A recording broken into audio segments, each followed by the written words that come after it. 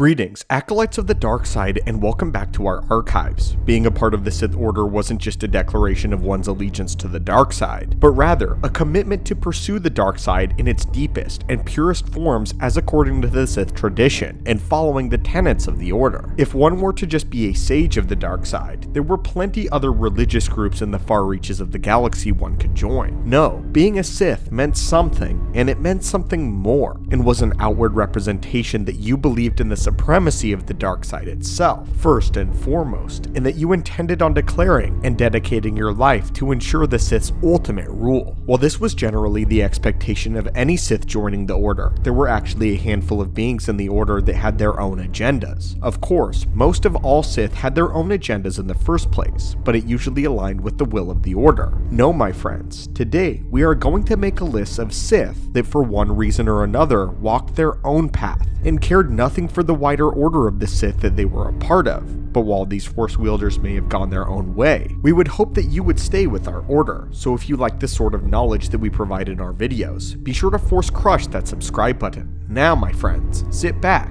grab a snack, and enjoy. Starting off the list with one who was almost entirely indifferent to the Sith, we have Count Dooku. Despite taking up the title of Sith Lord in the moniker of Darth Tyrannus, Dooku didn't totally subscribe to the ideals of the Sith, at least not in their truest form. I think Dooku acted more like a dark Jedi than anything else. He believed in exploring the dark side, and the strength of it was important to him. However, he was not heartless or cruel. Dooku cared deeply about the galaxy's ultimate security, and was even very reluctant to fight any Jedi during the Clone Wars. He didn't like the Jedi Order nor the Council, this much is true. However, his hatred was directed more towards the ideals of the Order and how they were carrying themselves, and not so much the individual Jedi themselves that made up the Order. In fact, Dooku went out of his way to make sure that he didn't have to directly kill any Jedi by his own hand. According to our counts, Dooku only personally killed 2 Jedi, Master Sifo-Dyas in the Clone Wars, who he force-choked, and Master Teepli in the Son of Dathomir comic run, who he stabbed with his lightsaber. However, there is recently another edition making it 3, a Jedi that Dooku directly killed in a small anthology series that followed the count. In all of the cases though, he had to kill for a purpose, as Sifo-Dyas could have given away vital information about Order 66 and the clones, and Master Teepli was somewhat of a self-defense kill if you want to call it that. Nevertheless, Dooku's interests were in bringing about the Sith Grand Plan, if only to secure the galaxy. His attachments though, to Qui-Gon's memory and Obi-Wan himself, keep him from truly devoting himself to the blackest reaches of the darkness. Perhaps if given more time, he might have fully transitioned into being a total Sith. However, it's our understanding that perhaps Dooku might have had his own motives, and his own motives behind the scenes, and had planned on overthrowing Sidious all along. And we do have a video about this coming. Anyway, let's move on. The next Sith we have to mention is our good old friend Darth Vectivus. We mentioned Vectivus quite a bit on this channel, but for good reason, as he is one of the most unique Sith in the history of the Order. For those unfamiliar, Vectivus carries the unofficial title of the Sith that did no evil. This was because Vectivus was originally a businessman that became a Sith purely out of curiosity after discovering a Force nexus on the world that he was mining in the world that he owned. He then quietly shut down the operation and trained with an unknown Sith master.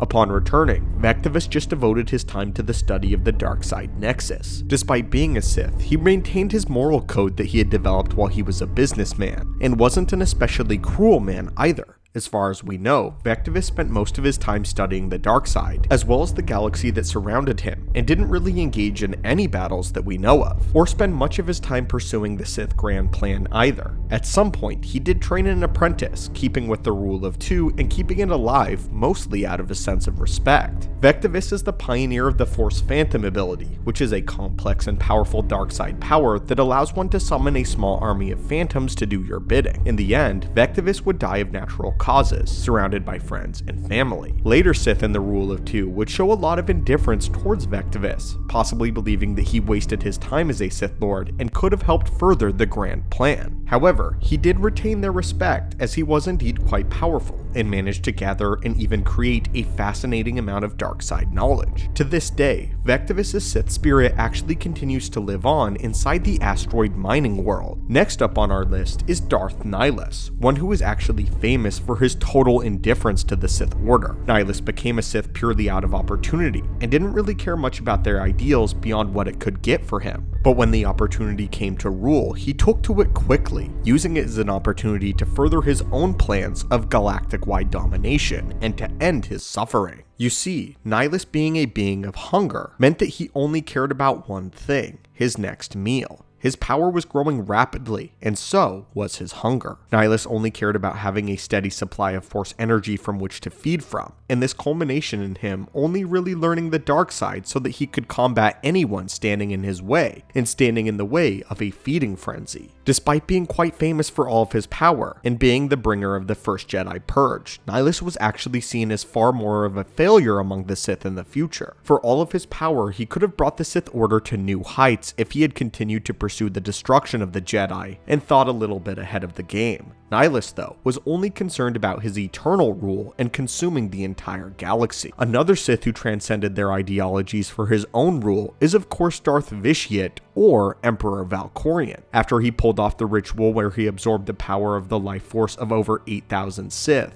Valkorion was practically unstoppable, and had fully convinced himself that he was now the ultimate power in the universe. He transcended the ideals of the Sith, and set his sights on becoming something even more than a Sith Lord, or even an Emperor. He wanted to be a god. Valkorion would build up the Eternal Empire and give birth to 3 powerful offspring, which he then used to launch a surprise attack against both the Jedi and Sith Empire during the War of the Old Republic. Valkorion became such an enemy of the galaxies that for one of the first times in galactic history, and only times, the Jedi and Sith formed an uneasy alliance and worked together to destroy the Eternal Empire. The final 2 on our list are Sith that not only didn't care for the Sith, but actively began to hate them and attempted to destroy them. These would be Darth Gravid and Darth Malgus. Starting with Gravid, he was a rule of 2 Sith Lord that followed sometime after Vectivus. Gravid slowly became obsessed with Jedi lore of all things, and even attempted to merge the ideologies of the Sith and Jedi into one.